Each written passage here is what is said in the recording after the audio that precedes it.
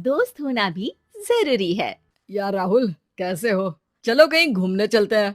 हाँ ठीक है। कहाँ चलेंगे? कहीं पहाड़ों पर? अच्छा आइडिया है। ठीक है, मैं बस की टिकट बुक करवा देता हूँ और अच्छा सा होटल भी देख लेता हूँ। ठीक है भाई, लेकिन जल्दी करो। लाइफ में इतना स्ट्रेस हो गया है कि कुछ दिन का रेस्ट तो बहुत जरूरी बन गया है।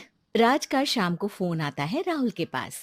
राहुल, मैंने टिकट बुक करवा दिया है। आज शाम की ही बस है। जल्दी से सामान पैक कर लो। ठीक है, सामान तो मैंने पहले ही पैक कर लिया है। अब तो बस शाम का इंतजार है, जब हम बस पकड़ेंगे और निकल पड़ेंगे धर्मशाला की ओर। शाम को दोनों दोस्त बस स्टॉप पर मिलते हैं और फिर वहाँ से निकल पड़ते हैं शिमला की ओर। सुबह होते होते ये दोनों दोस्त शिमला पहुँच गए, जहाँ ये होटल पहुँचे और वहाँ से निकल पड़े पहाड़ों पर घूमने। राज, यहाँ पहाड़ों पर कितना सुकून है ना। दूर दूर तक सिर्फ और सिर्फ पहाड़ ही है, और घूमने आए लोग भी यहाँ कितनी मस्ती कर रहे हैं। हाँ भाई, ये तो है। चलो कुछ खा ले। दोनों एक रेस्टोरेंट पे पहुंच गए। वहाँ इनकी रेस्टोरेंट चलाने वाले लड़के से दोस्ती हो गई, जिसका नाम जितेंद्र था। जितेंद्र, तुम यहाँ कब से हो और रेस्टोरेंट खोलने का प्लान कैसे बनाया? अरे भाइयों, मैं तो यहीं का हूँ। बस बाहर कुछ साल के लिए गया था नौकरी करने, पर फिर लौट आया और अपने यहाँ ही रेस्टोरेंट खोल लिया।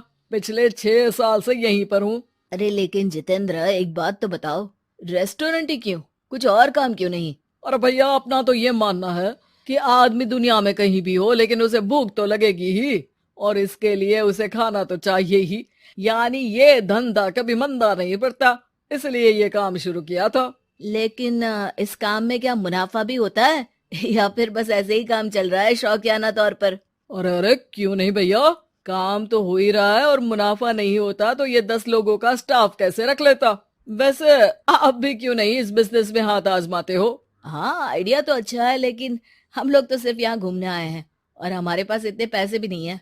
और अब पैसों की चिंता क्यों करते हो? सिर्फ 5 लाख रुपए लगाकर भी आप काम शुरू कर सकते हो। अच्छा, वो कैसे? अरे आप रेस्टोरेंट में मेरे पार्टनर बन जाइए। जो मुनाफा होगा वो आधा आधा बांट लेंगे। राज को ये सुनकर अच्छा तो लगा, लेकिन राहुल को इस ऑफर में कुछ दिक्कत लगी। उसने कोने में ले जाकर राज को समझाना शुरू किया। अरे राज, पागल मत बन। हम सिर्फ यहाँ घूमने आए हैं, ये ऑफर के चक्कर में क्यों पड़ रहे हो? कुछ काम शुरू ही करना होगा तो दिल्ली में शुरू करेंगे, यहाँ शिमला में क्यों? अरे बेवकूफ, दिल्ली में 5 लाख रुपए में कौन सा काम शुरू करेंगे? यहाँ शिमला में इतने कम पैसों में काम शुरू कर लेंगे और 1 साल में मुनाफा लेकर वापस भी चले जाएंगे। ओहो, अरे भाई, तुम्हें जो करना है करो, लेकिन मैं इस बिजनेस में तुम्हारा साथ नहीं दे सकता। याद रखो, हम यहाँ सिर्फ घूमने आए हैं, कोई बिजनेस करने नहीं। और इस जितेंद्र पर वैसे भी मुझे ज्यादा भरोसा नहीं हो रहा है। अरे तुम्हारी यही तो दिक्कत है, तुम्हें किसी पर भी भरोसा नहीं होता, लेकिन मुझे तो है। मुझे पता है कि इतने कम पैसों में मुझे जितेंद्र अपना बिजनेस पार्टनर बना रहा है। अरे लेकिन क्या गारंटी है कि पैसे लेने के बाद जितेंद्र तुम्हें बेवकूफ नहीं बनाएगा?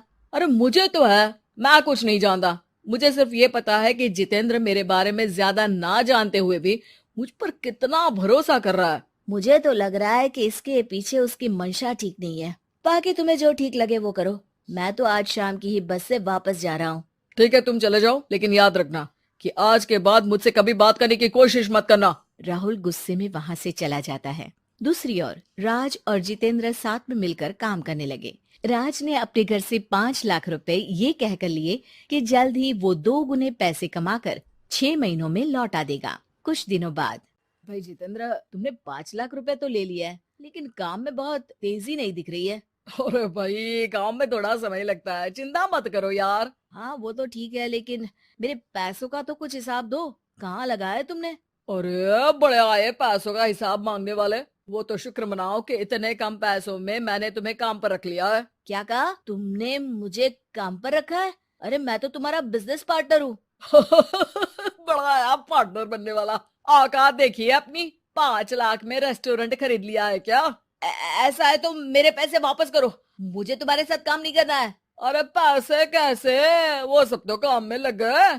अब तुम्हें वापस जाना है तो चले जाओ, कोई पैसा नहीं मिलने वाला है। राज को अपने साथ होने वाले धोखे का एहसास हो चुका था, लेकिन तब तक देर हो चुकी थी। उसे अपने दोस्त राहुल की याद सताने लगी, जिसने पहले ही आगाह कर दिया था कि इस बिजनेस में धोखा है, लेकिन अब तो देर हो चुकी थी। राज को अब कोई रास्ता नहीं सूझ रहा था।